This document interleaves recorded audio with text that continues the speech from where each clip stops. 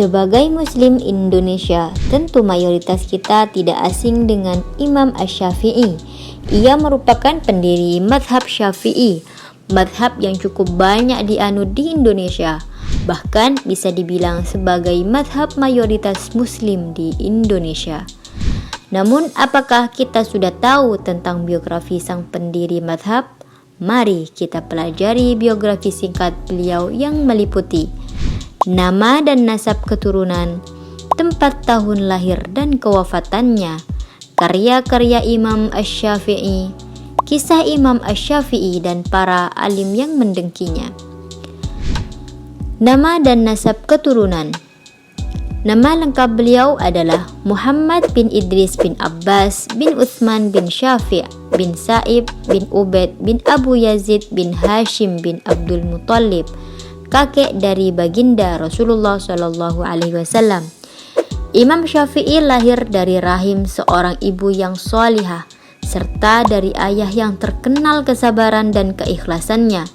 Bahkan Syafi' bin Sa'ib, kakek buyut beliau, merupakan sahabat Rasulullah SAW. Nama Asy-Syafi'i yang akrab di telinga kita diambil dari nama kakek buyutnya tersebut. Sedangkan ibunya merupakan perempuan keturunan Sayyidina Ali bin Abi Thalib dari jalur Sayyidina Husain radhiyallahu an. Tempat tahun lahir dan kewafatannya. Imam Asy-Syafi'i dilahirkan di Gaza, Palestina pada tahun 150 Hijriah, bertepatan dengan wafatnya dua ulama besar, yaitu Imam Abu Hanifah Nu'man bin Thabit, pendiri mazhab Hanafi, yang wafat di Irak, dan Imam Ibnu Jurayj al-Makki, seorang mufti Hijaz yang wafat di Makkah.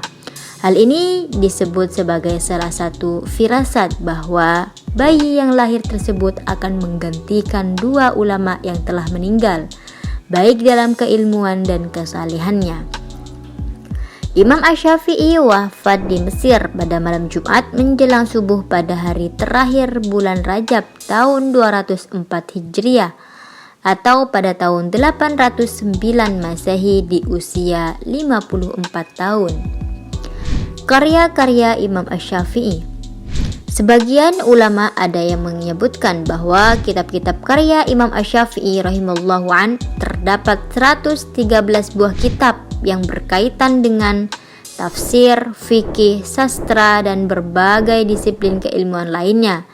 Ada juga yang mengatakan sukar untuk menghitung secara tepat jumlah keseluruhan kitab-kitab karya beliau. Namun sayangnya sebagian besar dari kitab-kitab yang disusun oleh beliau hilang dan tidak sampai kepada kita hari ini. Namun berikut adalah beberapa kitab karya dari beliau, yang diantaranya Kitab yang menjelaskan tentang hukum-hukum seputar fikih, Kitab Ar-Risalah yang memuat tentang kaidah-kaidah seputar usulul fiqh, dan Kitab Diwanus Syafi'i yang memuat tentang sajak sastra Arab karya beliau.